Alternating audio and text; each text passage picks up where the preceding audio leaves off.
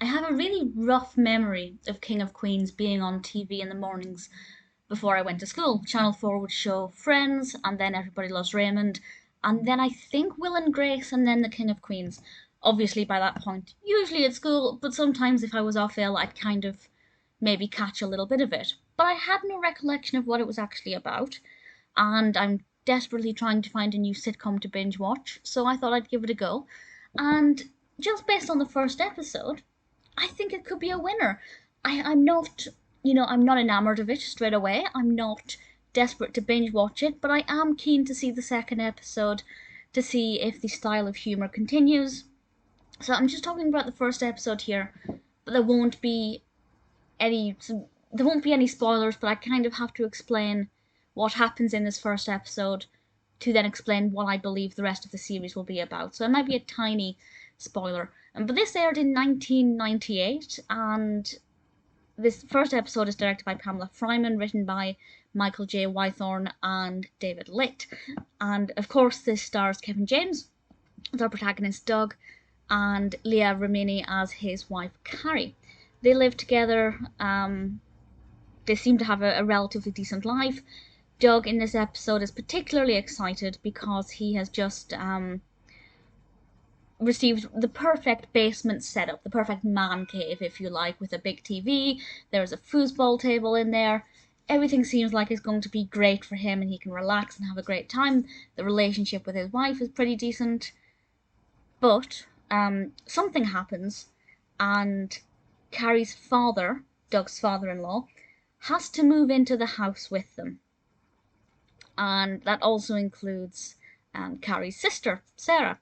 And they are played by Jerry Stiller and Lisa Rieffel, respectively. And that makes me think that the episodes going forward are all about this overcrowded house, an individual living with her sister and her father while also living with her husband, and Doug having to live with his father-in-law. And I think that that's going to give a lot of hilarity because there are all kinds of family relationships going on in there. And I think it's something that a lot of people will be able to relate to, not necessarily the specifics of the situation, but obviously having to deal with a father-in-law, living in such close proximity to your sister. If you grow up with a sibling and then you move out, you tend to get on better. But if you're living together again, there could be some tension. I did think, my immediate first thought was, this is a little bit like Frasier. Now, really, the style of humour is nothing like Frasier, because I think Frasier is exceptionally unique in its comedic style. It's very...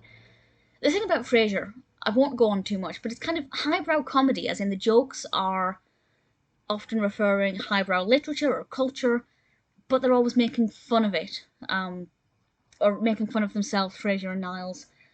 And I think the weird thing about Frasier is that despite that, the comedy can reach everybody, and it's so beautiful. I don't yet get that impression with this insofar as the comedy will reach everybody, but I did find that it was quite... the editing made this funny.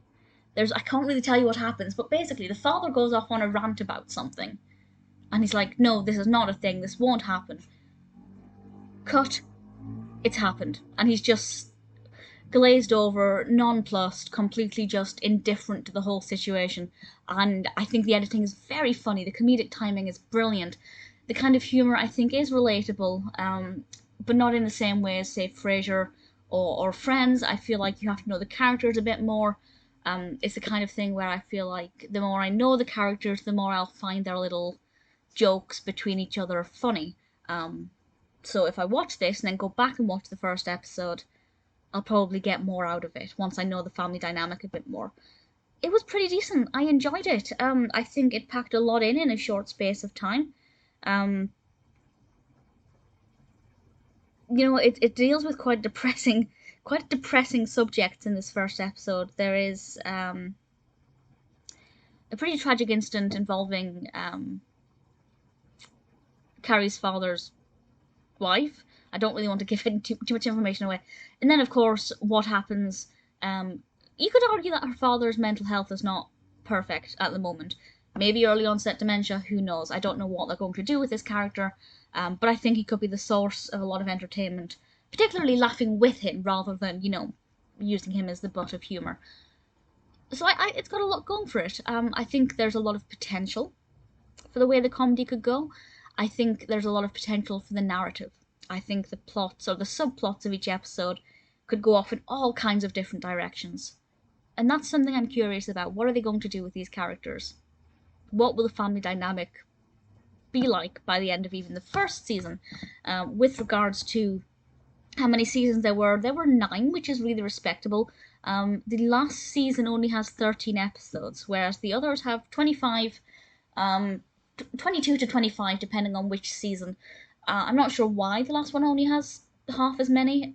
Maybe it was cancelled after the first half. I don't know. If I watch it, if I continue to watch it, I'll find that out. Now, the big question is, will I continue to watch it?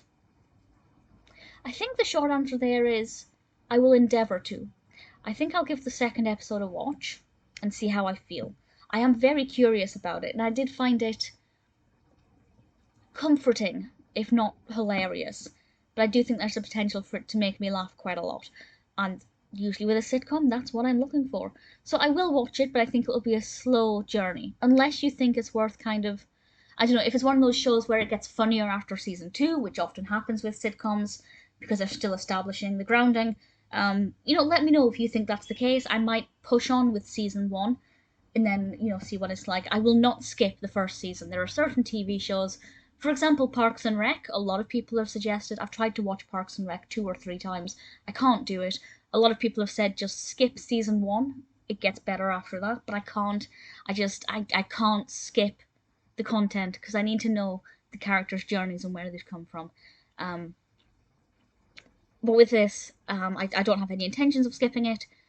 It just might be a little bit slow. The King of Queens, I had no real expectations. I didn't really know what it was going to be like. My first impressions, I have to say, it's pretty good and pretty promising.